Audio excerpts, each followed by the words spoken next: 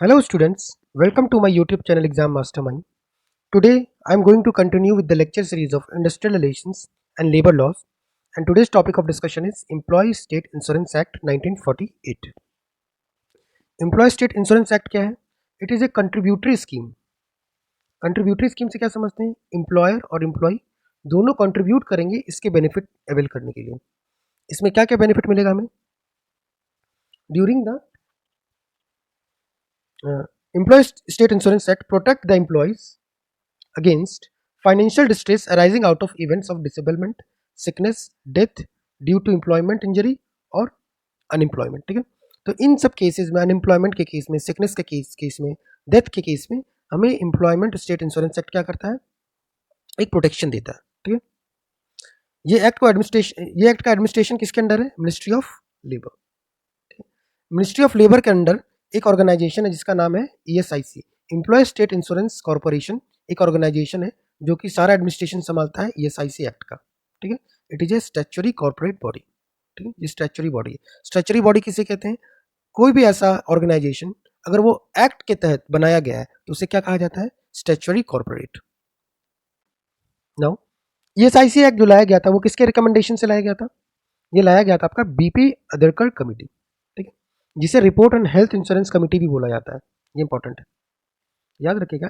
Employment state insurance act का committee कौन सा है? BP Adarkar committee. Now we will see the applicability of the act. कहाँ कहाँ पे एप्लीकेबल है ये एक्ट? वेयर 10 और मोर persons are employed and thereof applies to both organized and unorganized sectors. ठीक है, ESIC एक्ट किसके लिए है? ऑर्गेनाइज सेक्टर के लिए भी है और अनऑर्गेनाइज सेक्टर के लिए. वहाँ पे जहाँ पे 10 से ज़्यादा एम्प्लॉय काम करते हैं. ठीक है, नॉन सीजनल फैक्ट्रीज के लिए भी क्या कंडीशन है? 10 से ज़्यादा एम्प्लॉयज. ठीक है, seasonal and non power industries के लिए क्या कंडीशन है? 20 से ज़्यादा. याद रखिएगा, सीजनल, कोई भी इंडस्ट्री सीजनल है या फिर नॉन पावर वाला है, मतलब वहाँ पे पावर के बिना काम चल रहा है. ठीक है, तो उस केसेस में क्या, employees should be greater than 20. ठीक, नोट, एक बात नोट करने वाली बात है. However, the threshold coverage of the establishment is still 20 employees in Maharashtra and Chandigarh. Maharashtra and Chandigarh में क्या कंडीशन है कि employee should be greater than 20. ठीक है, ये 4 कंडीशन आपको याद रखने हैं एप्लीकेबिलिटी के लिए. Now we will see who are eligible for this scheme. ठीक है, ESIC एक्ट किसके लिए एप्लीकेबल है? ऐसे एम्प्लॉयज के लिए एप्लीकेबल है जिसका सैलरी 21,000 से कम है. ठीक है, और 25,000 से कम है अगर वो डिसेबल्ड है. ठीक है, नॉर्मल आदमी के लिए कितना है? 21,000. डिसेबल्ड के लिए कितना है? 25,000 सैलरी लिमिट. अगर 21,000 से आपकी सैलरी ज़्यादा है, ठीक है, तो आप इस स्कीम के लिए एलिजिबल नहीं होगे. बाकी क्राइटेरिया क्या क्या है एक एक करके हम देखते हैं. ठीक है, आपको जो भी इंश्योरेबल एम्प्लॉयमेंट है आपका, ठीक है, मतलब आपका एम्प्लॉयमेंट भी इंश्योरेंस के अंदर आता है. मतलब अगर आप अनएम्प्लॉयड हो जा रहे हो तो भी आपको ये वेज, कुछ पोर्शन ऑफ वेज आपको मिलते रहेगा. ठीक है, तो ये इंश्योरेबल एम्प्लॉयमेंट है. मतलब अगर आप अनएम्प्लॉयड हो जा रहे हैं तो भी आपको पैसे मिलते रहेंगे. लेकिन इसका कंडीशन क्या है? आपको मिनिमम 2 साल तक का कंट्रीब्यूशन देना होगा, तो भी आप इंश्योरेबल एम्प्लॉयमेंट के कैटेगरी में आएंगे. ठीक है, और क्या कंडीशन है? The insured person should have contributed not less than 78 days during each preceding 4 contribution period. यहाँ पे याद रखिएगा, ये कंट्रीब्यूशन पीरियड हम लोग आगे पढ़ेंगे, अभी 6 मंथ का होता है. इस एक्ट में कंट्रीब्यूशन पीरियड कितना होता है? 6 मंथ का. तो हर 6 मंथ में 78 डेज आपको आपका कंट्रीब्यूशन जाना चाहिए. अगर आप इससे कम कंट्रीब्यूशन दे रहे हैं तो आप इस एक्ट के लिए एलिजिबल नहीं होंगे. ठीक है, द कंटिजेंसी ऑफ अनएम्प्लॉयमेंट, जो भी आपका अनएम्प्लॉयमेंट होगा, ठीक है, should not have been as a result of any punishment और मिसकंडक्ट और सुपर एनोवेशन और वॉलंटरी रिटायरमेंट. ठीक है, आपका जो भी अनएम्प्लॉयमेंट है वो इंश्योर्ड कब रहेगा? अगर आपको किसी पनिशमेंट के कारण आपको बाहर नहीं निकाला गया हो, या फिर आपको मिसकंडक्ट के कारण बाहर नहीं निकाला गया हो, या तो आपका रिटायरमेंट एज ना. सुपर एनोवेशन मतलब क्या होता है? सुपर एनोवेशन का मतलब होता है कि आपका एज 60 से ज़्यादा हो चुका है. अगर आपका एज 60 से ज़्यादा हो चुका है तो भी आपका अनएम्प्लॉयमेंट अब इंश्योर्ड नहीं रहेगा. मतलब आप अगर अनएम्प्लॉयड हो जाते हैं तो आपको बेनिफिट नहीं मिलेगा. ठीक है, एंड वॉलंटरी रिटायरमेंट. तो इन केसेस में आपको अनएम्प्लॉयमेंट बेनिफिट नहीं मिलेगा. ये सब चीज़ें अभी हम लोग आगे जाके डिटेल में बहुत ज़्यादा डिटेल में पढ़ेंगे. Now we will see different types of benefit provided under this act. कौन कौन सी बेनिफिट हमें मिलती है? पहला बेनिफिट है मेडिकल बेनिफिट. ठीक है, मेडिकल बेनिफिट आपको मिलेगा, सिकनेस बेनिफिट मिलेगा, मैटरनिटी बेनिफिट मिलेगा, डिपेंडेंस बेनिफिट मिलेगा, डिसेबिलिटी बेनिफिट मिलेगा एंड एडिशनल बेनिफिट। ठीक है, ये 6 बेनिफिट्स आपको मिलेंगे। तो एग्जाम में आराम से क्वेश्चन बन सकता है, which of the following benefits are included in ESI act. ठीक है, तो ये 6 बेनिफिट्स आप लोग याद रखिए। कौन कौन सा? मेडिकल सिकनेस, मेडिकल सिकनेस याद रखिएगा अलग अलग है, जनरली मेडिकल और सिकनेस के बच्चे एक में ही काउंट कर लेते, तो मेडिकल अलग है, सिकनेस अलग है, मैटरनिटी अलग है, डिपेंडेंट है एक, डिसेबिलिटी है एंड एडिशनल बेनिफिट। इसे आप ऐसे याद रख लीजिए, ADD MMS, A for additional, D for dependent benefit, D for disability benefit, M for maternity, M for medical and S for sickness। ठीक, ADD MMS। अब हम लोग एक एक करके सारे बेनिफिट्स को कवर करेंगे कि क्या क्या बेनिफिट्स में क्या क्या कंडीशंस है। सबसे पहला मेडिकल बेनिफिट। मेडिकल बेनिफिट में क्या होता है? Full medical care is provided to an insured person and his family. ठीक है, पूरा मेडिकल केयर प्रोवाइड किया जाएगा इंश्योर्ड पर्सन को प्लस उसके फैमिली को भी, from the day he enters insurable employment. ठीक है, उस दिन से ही मिलना चालू हो जाएगा जिस दिन से वो इंश्योरेबल एम्प्लॉयमेंट में ज्वाइन किया है। There is no ceiling on expenditure. ठीक है, मैक्सिमम एक्सपेंडिचर पे कोई सीलिंग लिमिट नहीं है on the treatment of an insured person और his family members. Medical care is also provided to retired and permanently disabled insured persons and their spouses on the payment of a token annual premium of 120 rupees। याद रखिएगा medical benefit के लिए premium कितना है? 120 rupees per year, not per month. ठीक है, हाँ, तो क्या है, जब इंश्योर्ड पर्सन काम कर रहा है उस समय भी मिलेगा, अगर वो रिटायर हो गया या फिर परमानेंटली डिसेबल्ड हो गया, ठीक है, इंजरी के कारण उसमें डिसेबलमेंट आ गया जो कि परमानेंट नहीं चुका है, उस केस में भी मेडिकल बेनिफिट दिया जाएगा। Now we will see sickness benefit. Sickness benefit का क्या कंडीशन है? Sickness benefit is in the form of cash compensation. ठीक है, सिकनेस बेनिफिट में क्या दिया जाएगा? आपको कैश कंपनसेशन दिया जाएगा at a rate of 70% of the veg. ठीक है, जो भी आपका 70% ऑफ वेज है वो मिल जाएगा, payable to the insured workers during the period of certified sickness for a maximum of 91 days. कितने दिन तक आपको ये 70% ऑफ वेज मिलते रहेगा? 91 डेज। किसी कारण से आप सिक हो गए हैं, ठीक है, एम्प्लॉयमेंट के टाइम, और आप वर्क पे नहीं आ पा रहे, फिर भी आपको क्या वेज मिलता रहेगा? कितना वेज मिलेगा? 70% ऑफ द वेजेस मिलता रहेगा। कब तक मिलेगा? 91 डेज के लिए मिलेगा। ठीक है, लेकिन इसके लिए क्वालिफिकेशन क्या है कि आपको मिनिमम 78 डे का कंट्रीब्यूशन देना पड़ेगा ड्यूरिंग प्रीवियस 6 मंथ। पिछले 6 महीने में आपको मिनिमम 78 डेज का कंट्रीब्यूशन आपने दिया होगा तो ही आप एलिजिबल होगे सिकनेस बेनिफिट के लिए। याद रखिएगा सिकनेस बेनिफिट के लिए क्या कंडीशन है? 78 day contribution in a period of 6 month. लेकिन जो हमने ऊपर देखा, मेडिकल बेनिफिट के लिए ऐसा कोई कंडीशन नहीं है, आप उसी दिन से एंटर हो जाते हैं मेडिकल बेनिफिट के लिए जिस दिन से आप इस स्कीम में एनरोल करते हैं। ठीक है, ये रहा, as soon as he enters in the insurable employment. तो याद रखिएगा मेडिकल बेनिफिट में आपको कोई कंट्रीब्यूशन, पुरानी कंट्रीब्यूशन आपका चेक नहीं किया जाएगा। आप जिस दिन से इंश्योरेबल एम्प्लॉयमेंट में आए उसी दिन से आपको मेडिकल बेनिफिट मिलना चालू हो जाएगा। लेकिन सिकनेस बेनिफिट के लिए कंडीशन है कि आपको मिनिमम 78 डेज का कंट्रीब्यूशन पिछले 6 महीने में देना होगा। और सिकनेस बेनिफिट कितना है? 70% of the wages for 91 days. ठीक है, अब सिकनेस बेनिफिट में एक और टाइप का सिकनेस बेनिफिट मिलता है जिसे बोला जाता है एक्सटेंडेड सिकनेस बेनिफिट। ठीक है, इस केस में क्या होता है कि ये sickness benefit is extendable to up to 2 years. ठीक है, 2 साल तक ये एक्सटेंडेबल है, मतलब अब 2 साल तक आपको 80% ऑफ द वेज मिलता रहेगा। लेकिन ये किस केस में मिलेगा? एक 34 मैलिग्नेंट लॉन्ग टर्म डिजीजेज है, ठीक है, जिसमें बहुत सारे डिजीज आते हैं, 34 डिजीजेज हैं। अगर आपको इन सब डिजीज में से कोई भी डिजीज हो गया तो आपको क्या है कि 2 साल तक के लिए आपको सिकनेस बेनिफिट मिल सकता है, और वो बेनिफिट कितना होगा? 80% ऑफ द वेजेस। याद रखिएगा, वेरी इंपॉर्टेंट। तो एक्सटेंडेबल के केस में 2 साल तक बेनिफिट मिलता है, ठीक है, 80% ऑफ वेज मिलता है। और कौन से केस में मिलेगा? अगर ये जो 34 डिजीजेज है, ठीक है, बहुत सारी लिस्ट होगी डिजीजेज की जिन्हें लॉन्ग टर्म डिजीजेज कहा जाता है, उसी के केस में एक्सटेंडेबल सिकनेस बेनिफिट एप्लीकेबल है। Now we will see third type of sickness benefit, that is enhanced sickness benefit. ठीक है, इनहेंस्ड सिकनेस बेनिफिट के क्या होता है? अगर आपका वेसेक्टोमी हो रहा है या फिर ट्यूबेक्टोमी हो रहा है। वेसेक्टोमी का मतलब क्या होता है? A form of male birth control that cuts the supply of sperm. ठीक है, और ट्यूबेक्टोमी क्या होता है? A permanent method of contraception in women. ठीक है, मतलब जिसके कारण बच्चा पैदा करने का क्षमता खत्म कर दिया जाता है। इस केसेस में कौन सा सिकनेस बेनिफिट अवेल होता है? Enhance sickness benefit. ठीक है, ये कितने दिन के लिए होता है? 7 या 14 दिन तक का आपको सिकनेस बेनिफिट मिलता है। इसमें आपको 100% ऑफ वेज मिलता है। ठीक है, इसमें आपको पूरे के पूरे 100% ऑफ वेज दिया जाएगा in case of vasectomy and tubectomy. तो इस केस में आपको फुल वेजेस पेएबल, ठीक है। तो याद रखिएगा एक्सटेंडेड में 80%, इनहेंस्ड में 100% और नॉर्मल केस में 70%, ठीक है। 70% full ways in case of enhanced and extended में 80%। ये इंपॉर्टेंट है, मैचिंग में आ सकता है। Now we will see maternity benefit, ठीक है। मैटरनिटी बेनिफिट आपका सेम जो आपका मैटरनिटी बेनिफिट एक्ट है उसी की तरह है, ठीक है। इसमें कुछ नया चीज़ नहीं है। इसमें 26 वीक का आपको लीव मिल सकता है, ठीक है। इसको आप लोग 1 महीने के लिए और एक्सटेंड कर सकते हैं। इसमें फुल वेज दिया जाता है, 100% वेज दिया जाएगा आपको, ठीक है। लेकिन इसमें एक कंडीशन है कि आपको पिछले टू कंट्रीब्यूशन पीरियड मतलब कितना हो गया, 6 महीने का एक कंट्रीब्यूशन होता है, ठीक है। 6 मंथ का एक कंट्रीब्यूशन पीरियड होता है, तो 2 मतलब क्या हो गया, 1 ईयर। मतलब पिछले 1 साल में आप अगर 70 डेज भी कंट्रीब्यूशन दिए हैं, ठीक है, ईएसआईसी में, तो आप एप्लीकेबल हो जाएंगे मैटरनिटी बेनिफिट के लिए। तो this is similar to the maternity benefit act that we have studied earlier, ठीक है। तो मैटरनिटी बेनिफिट एक्ट में सारा कंडीशन लगभग सेम है। इसमें एक बात याद रखना है, इसमें 1 मंथ तक एक्सटेंडेबल है, एक्स्ट्रा पॉइंट, और ये 70 डेज वाला पॉइंट आपको याद रखना है।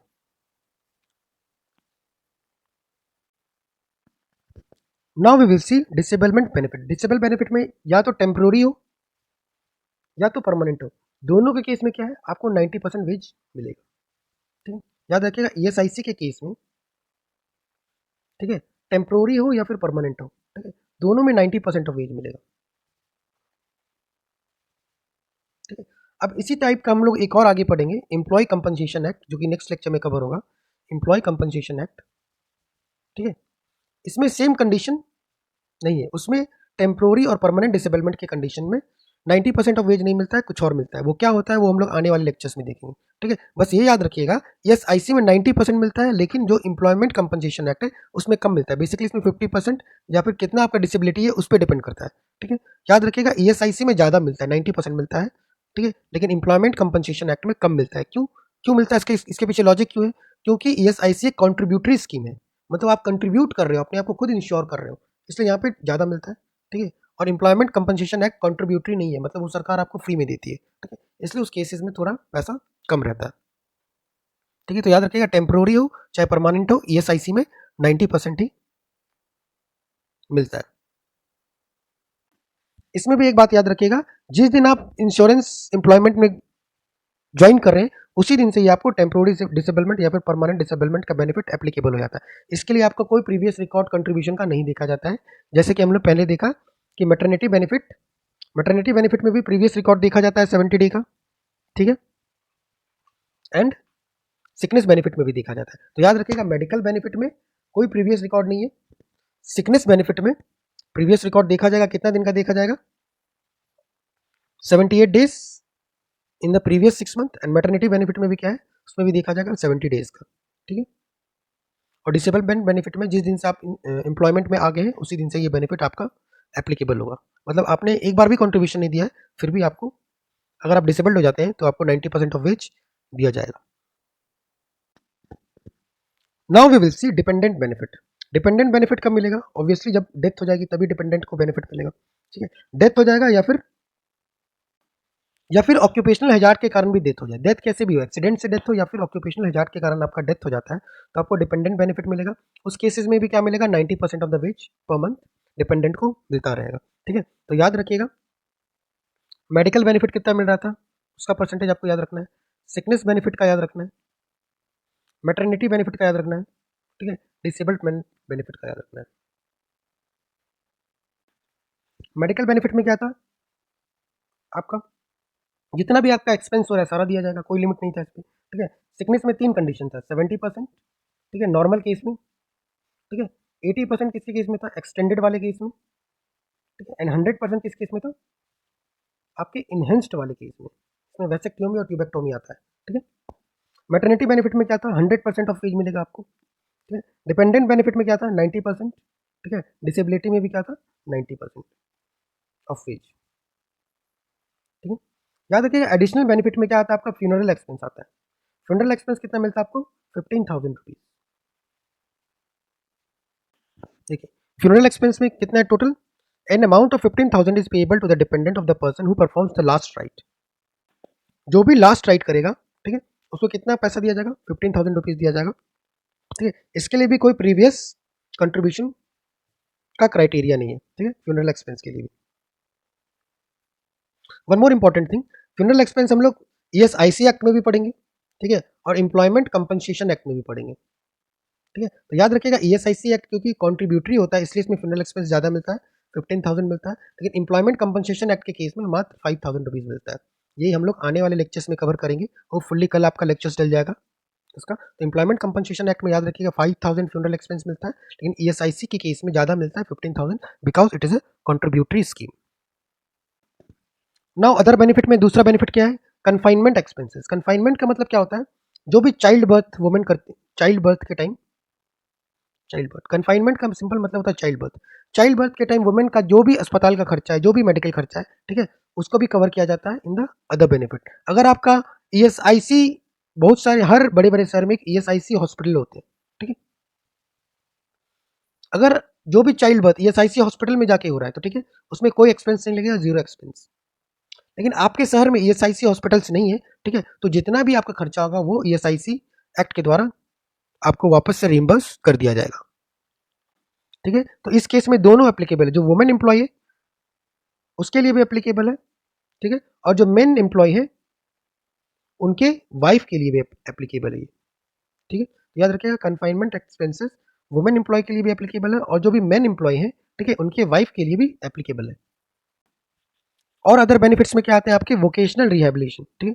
वोकेशनल रिहेबिलिटेशन का मतलब क्या हुआ कि इन केस अगर आप अनएम्प्लॉयड हो गए हो, ठीक है, तो आपको वोकेशनल स्किल के लिए ट्रेनिंग दी जाएगी, तो ये भी अदर बेनिफिट के अंदर आता है, ठीक है। और अदर बेनिफिट्स के अंदर क्या आता है, फिजिकल रिहेबिलिटेशन। फिजिकल रिहेबिलिटेशन में क्या आता है कि आपको कोई डिसेबलमेंट या फिर इंजरी हो गई है, ठीक है, तो आपको फिजिकल रिहेबिलिटेशन सेंटर में भेजा जा सकता है जहाँ पे आप रिकवर होने में आपको मदद किया जाएगा। Now we will see unemployment insurance benefit.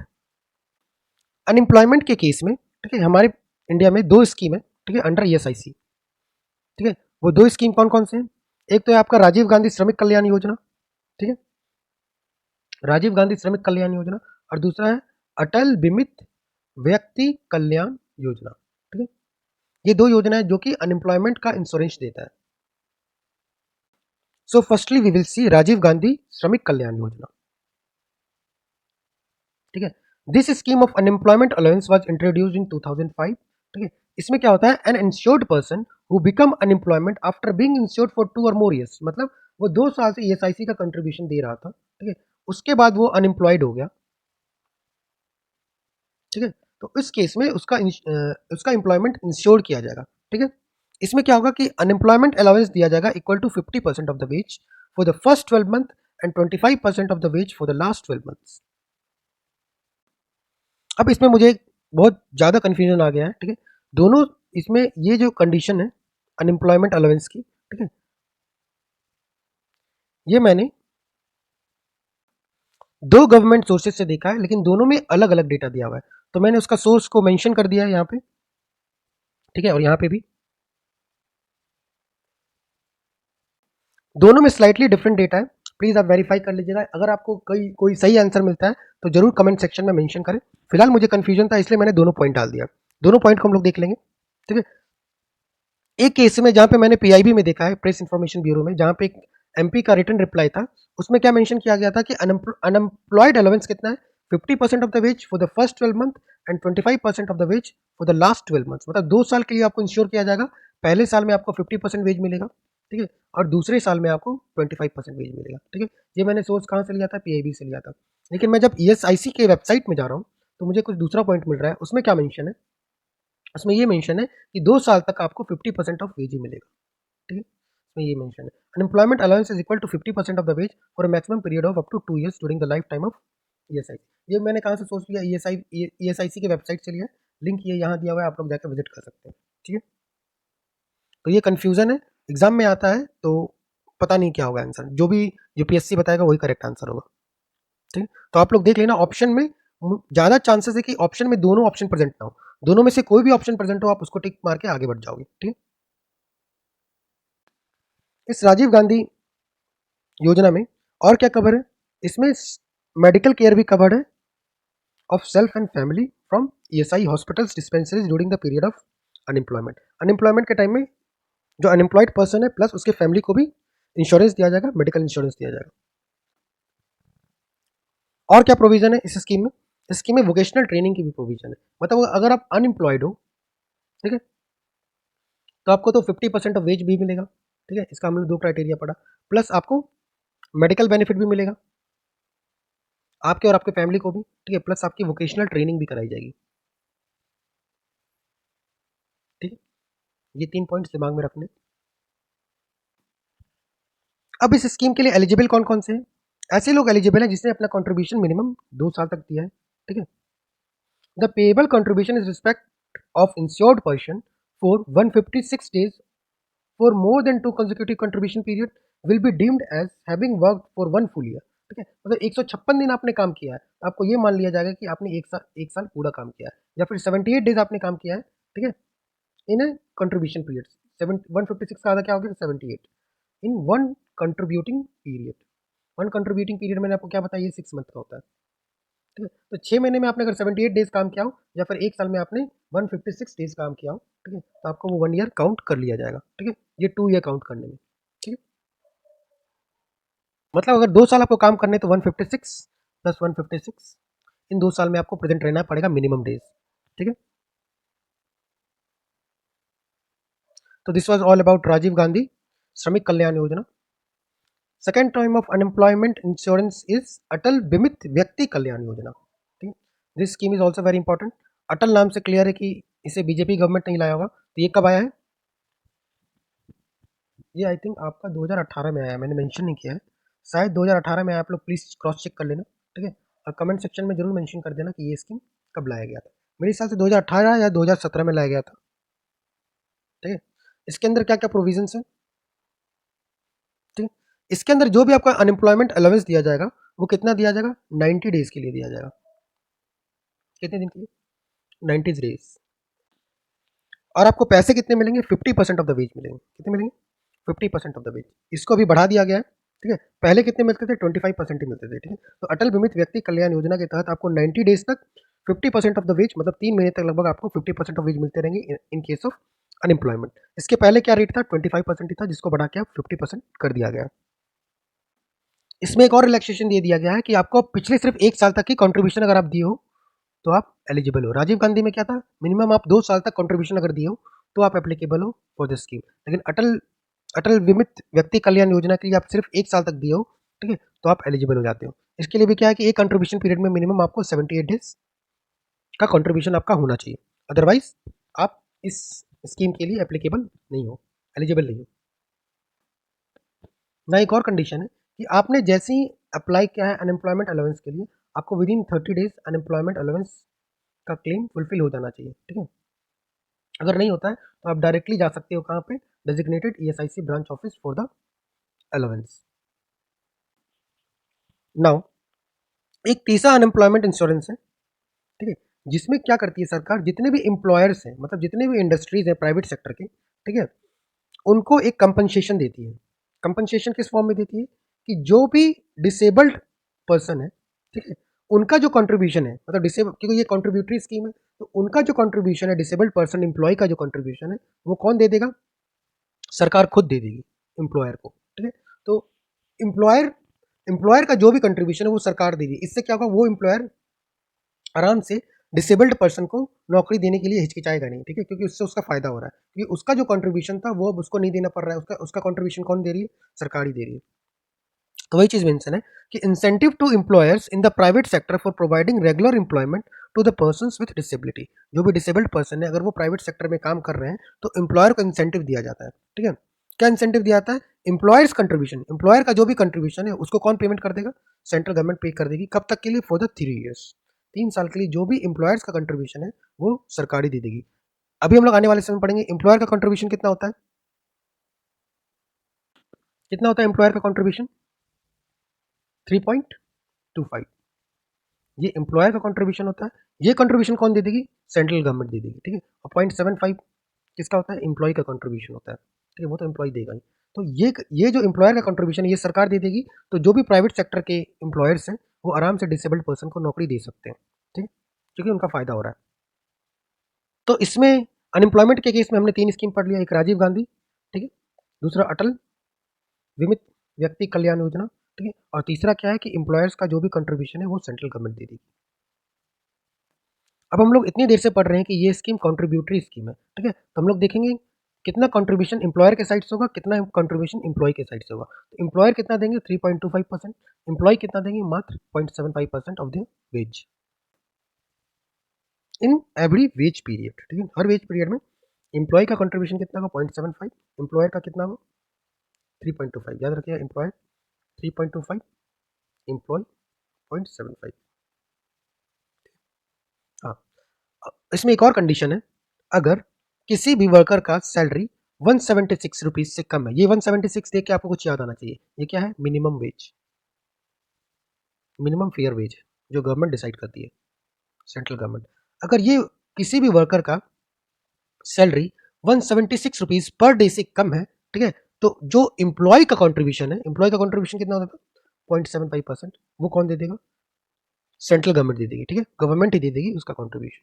वही चीज यहाँ मेंशन है, employ in receipt of a daily average wage up to 176 are exempted from payment of contribution, ठीक है, तो वो एम्प्लॉय को अपना कंट्रीब्यूशन देने की जरूरत नहीं है। Employers will however contribute their own share in respect of this employees, लेकिन एम्प्लॉय को ही अपना कंट्रीब्यूशन नहीं देंगे, लेकिन एम्प्लॉयर को अपना कंट्रीब्यूशन मतलब 3.75 3.25 का कंट्रीब्यूशन देना पड़ेगा, ठीक है। Now we will see collection of contribution. Collection of contribution का क्या मतलब है, जो भी कंट्रीब्यूशन एम्प्लॉय या एम्प्लॉयर दे रहे हैं, ठीक है, उसको कैसे कलेक्ट किया जाएगा।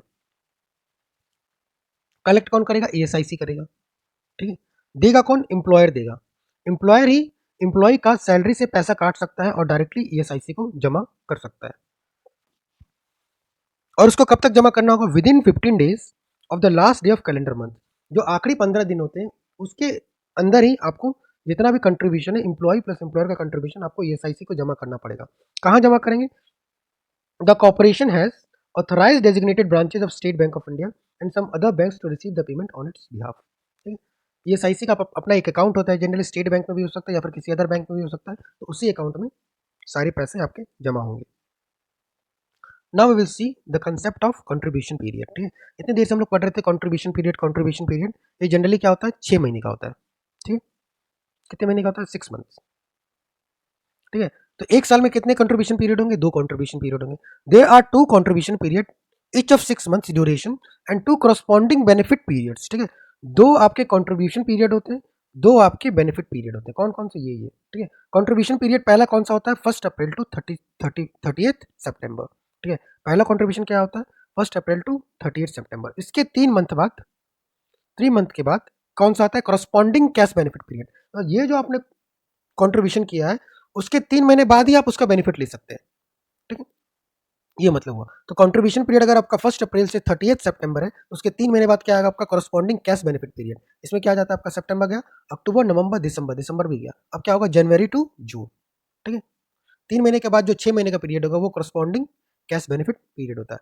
उसी तरह दूसरा कंट्रीब्यूशन पीरियड कौन सा है, फ्रॉम 1 अक्टूबर टू 31 मार्च, ठीक है, इसके भी 3 महीने बाद क्या हो जाएगा आपका 1 जुलाई टू 31 दिसंबर, आपका करस्पॉन्डिंग कैश बेनिफिट पीरियड। तो याद रखिएगा 1 अप्रैल से 30 कंट्रीब्यूशन पीरियड दिमाग में याद रखिए, फाइनेंशियल ईयर की तरह चलता है, मतलब अप्रैल से चालू होगा उसके 6 महीने और नेक्स्ट अक्टूबर से चालू होगा मार्च के 6 महीने, ठीक है, लेकिन करस्पॉन्डिंग पीरियड आपका कैलेंडर पीरियड की तरह चलता है, ठीक है, cash C for calendar, cash benefit याद रखिएगा, कैश बेनिफिट कैलेंडर से, ठीक है, और कंट्रीब्यूशन पीरियड किससे आपका फाइनेंशियल ईयर से। Now we will see structure of ESIC, ESIC का स्ट्रक्चर क्या क्या है, ठीक है, पहली बात तो ईएसआईसी को बनाया कब गया था, इसे बनाया गया था, इट वाज एस्टैब्लिश्ड ऑन 24 अक्टूबर 1952, ठीक है, कंपोजिशन क्या है, डायरेक्टर जनरल होगा, एक चेयरमैन होगा appointed by the central government, vice chairman भी appointed by the central government, ठीक है, and not more than 5% nominated by the central government, ठीक है, 5 नॉमिनेटेड पर्सन भी होंगे, चेयरमैन वाइस चेयरमैन और 5 नॉमिनेटेड पर्सन, ठीक है, 1% रहेंगे हर स्टेट से, ठीक है, 1% रहेंगे हर यूनियन टेरिटरी से, ठीक है, उनका पीरियड कब तक है 4 ईयर्स, ठीक है, 4 साल तक ये लोग अपॉइंटेड रहेंगे, हर 4 साल के बाद सारे मेंबर्स चेंज हो जाएंगे।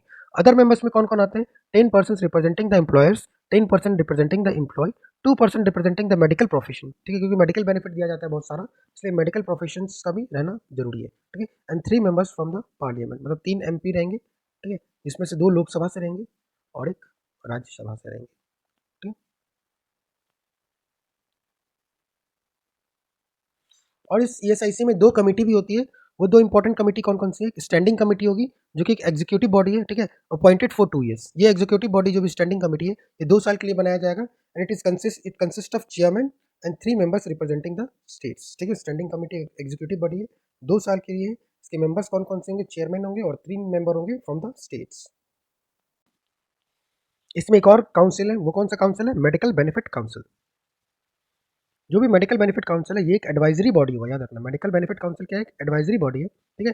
ये कब तक, कितने साल के लिए अपॉइंट होता है? 4 साल के लिए। ये क्यों बनाया जाता है? क्योंकि बहुत सारे मेडिकल बेनिफिट्स दिए जाते हैं, ठीक है? इसमें डिसाइड करना होता है आपका कितना % डिसेबिलिटी हुआ है, ठीक है? कितना डैमेज है, डेथ बेनिफिट क्या होना चाहिए, ठीक है? इन सबको डिसाइड करने के लिए मेडिकल बेनिफिट काउंसिल स्टेब्लिश किया जाता है। ये एक एडवाइजरी बॉडी है, ठीक? That is all about the ESIC act. Hope आपको लेक्चर्स पसंद आ रहे हैं। अगर आपको लेक्चर्स पसंद आते हैं तो हमारे इस चैनल को सब्सक्राइब कीजिए। अगर आपको कोई भी डाउट आ रहा है तो हमें कमेंट सेक्शन में पूरा कर सकते हैं। इस लेक्चर सीरीज में ऑलमोस्ट सारे एक्ट कवर हो गए, सिर्फ अब 2 एक्ट बाकी रह गए, ठीक है? वो एक्ट है आपके employment compensation act, employment compensation act, ठीक है? और एक बच गया आपका फैक्ट्री एक्ट, ठीक है? ये 2 एक्ट मैं कल कवर करा दूंगा, ठीक है? इसके बाद आपके industrial relation and labour law के सारे लेक्चर्स कवर हो जाएंगे, ठीक है? आप जाके प्लेलिस्ट में विजिट कर सकते हैं। सारे लेक्चर्स काफ़ी कंप्रेहेंसिवली और काफ़ी क्रैश कोर्स की तरह डिज़ाइन किया गया है। टू द पॉइंट लेक्चर है, देखेंगे तो आपको जरूर पसंद आएगा, ठीक है? आपके क्विक रिवीजन के लिए ये लेक्चर्स बहुत इंपॉर्टेंट है। ओके, तो that's all from my side. Thank you.